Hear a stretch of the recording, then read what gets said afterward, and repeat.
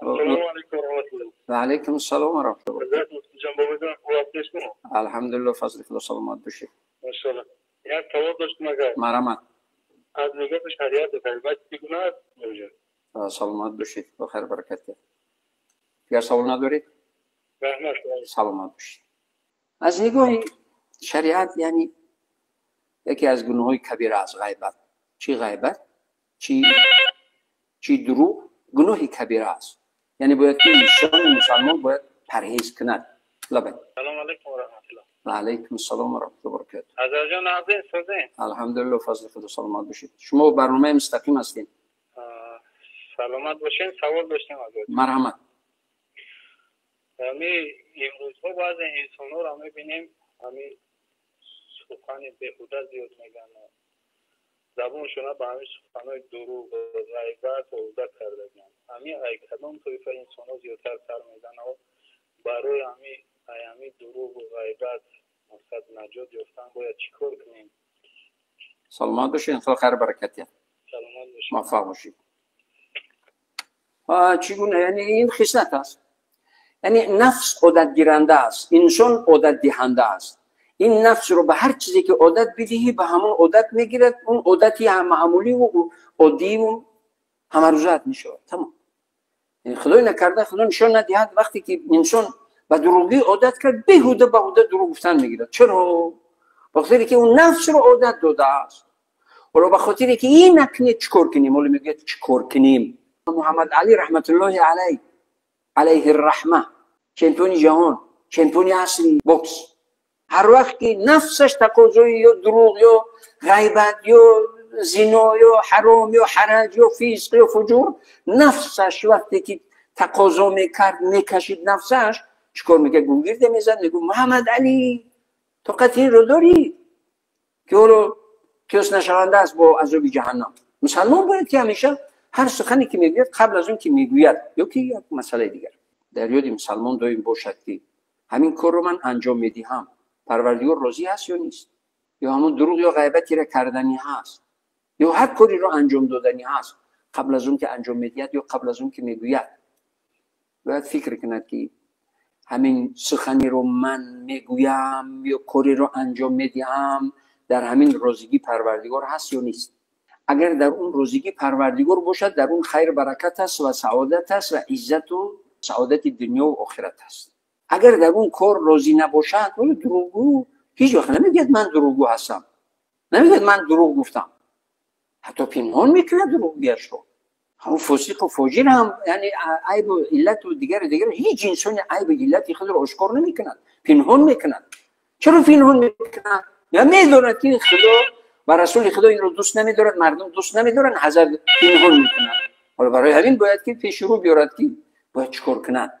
هر چیزی رو که غضب پروردگار باشد از اون حذر کند. یعنی در عمل کار ببین اگر پروردگار راضی نباشد یا غضب پروردگار در اون باشد اون پشیمانی دارد، پشیمانت میکند، خورت میکند، ذلیلت میکند، عورت میکند، سرسانت میکند، سرگردانت میکند، حریصت میکند، بدبخت میکند.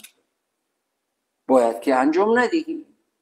ولی میبینی که کاری ثوابی است، کاری خیری هست، انجام بده، چرا که پروردگار برایت اجر میدهد. هر مسلمانی دو چیز رو هیچ وقت باید به زبان نیارد.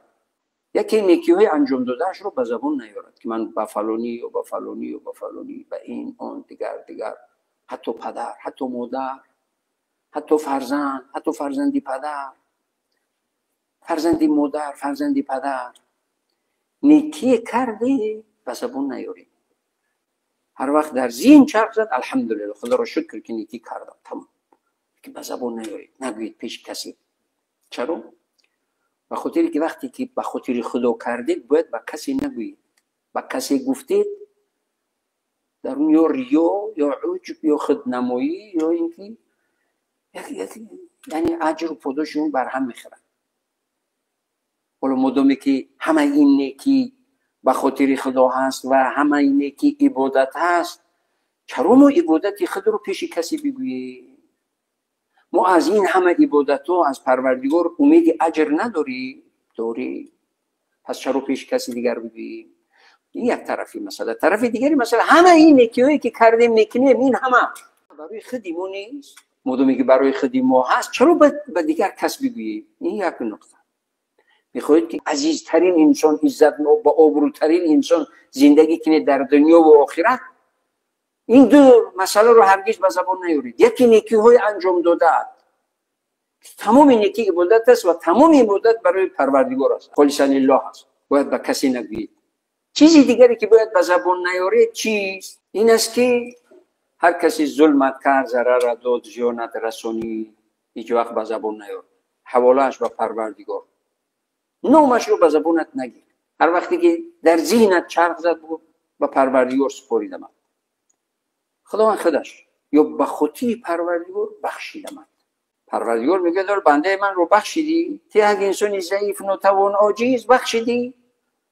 اون پروردگار قادر و توانای مطلق، کریم، عظیم، بزرگ، و تو رو نمیبخشد و تو رحم نمیکند، رحم میکند.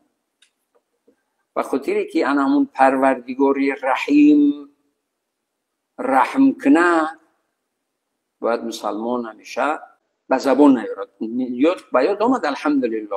ولی عذر کسی هم عذر داد، اون رو نامش رو نگیر، بگو الحمدلله که توکل به خدا، توکل به پروردگار، اجرش رو پروردگارم بدهد به من.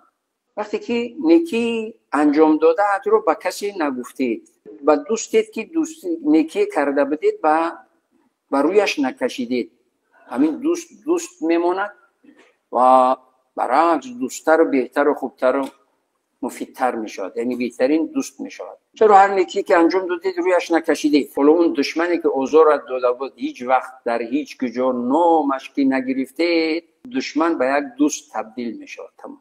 این مهم نیست که اون به دوست تبدیل شود یا به دشمن تبدیل شود، اینش مهم نیست.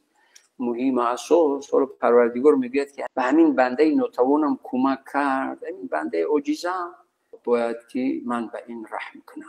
پروردگار رحم میکنه، چون که پیامبر علیه السلام میگن که الرحمون یرحمهم الرحمن، رحم کنندگان رو پروردگار رحمان رحم میکند. وقتی رحم کردید پروردگار رحم میکند، وقتی رحم نکردید پروردگار رحم نمیکند. وقتی پرهیزگاری و خدا ترسی و تقوا و همیشه پیش رو پروردگار رو آوردید، همیشه در ذکر پروردگار، زیر سایه رحمت پروردگار میمونید. گفتیم که میگه طوبى لمن جمع بین همت الشباب و حکمت الشیوخ. خوشا به حال جوانی که توانمندی جوانی، حیاتی حکیمانه پیرانسالی سال خورده تجربه دار رو یک جای جمع کند، یعنی سعادتمند زندگی میکند، هم در جوانی با عزت و با برکت و هم در پیری با عزت و با شرافت و با برکت. و خاطری که هرگز خور نشویم و خاطری که هرگز ذلیل زیر پا نشویم، باید احتیاط کنیم. باید خدا ترسی، پرهیزگاری، هر چیزی که هست، یعنی باید از روی عدل و انصاف باید که انسان معامله داشته باشه. در تمام امور زندگی باید انسان فکر کند و هیچ وقت زیاده روی نکند. حالا شاید میگه وسط را مکن از کف رها، که گفتند خیر الامور اوسطها، در همه چیز اعتدال میونه روی و پرهیزگار خدا ترسی رو پیشه کن. در همین صورت سعادتمند و عزتمند دنیا و آخرت زندگی میکنی. اگر به اهمیتی کردی، به پرواگی کردی، شیطان غافلگیرت کرد. حالا گفتیم بعضی میگه سری هر جملهش پدر لعنت. خب از برای خیلی با فکر کن که چی گفته ایستاده ای، یعنی کی رو لعنت گفته ایستاده ای. لعنت مؤمن حرام است، ولی یک مؤمن رو لعنت گفتن حرام است، چون که ایمان دارد و عزت و برکت و شرافت و کرامت انسان هم در همون ایمانش هست. چیکار کنیم که نکنیم؟ باید که روز قیامت همیشه پیش رو بیاریم. روز قیامت روز سختی هست. ولی گفتم که یک روزش 50,000 سال است. تمامی سخن و قدمی انجام داده، گذاشته و گفته شده و انجام داده، همه در اون اعمال نامه هست، جاوگری دارد. برای این هر کاری که انجام دادنی می شود، مسلمان قبل از اون که انجام میدهد باید فکر کند که من این کار رو انجام میدم، ببینم که پروردگار راضی هست یا نیست. باید حذر کند.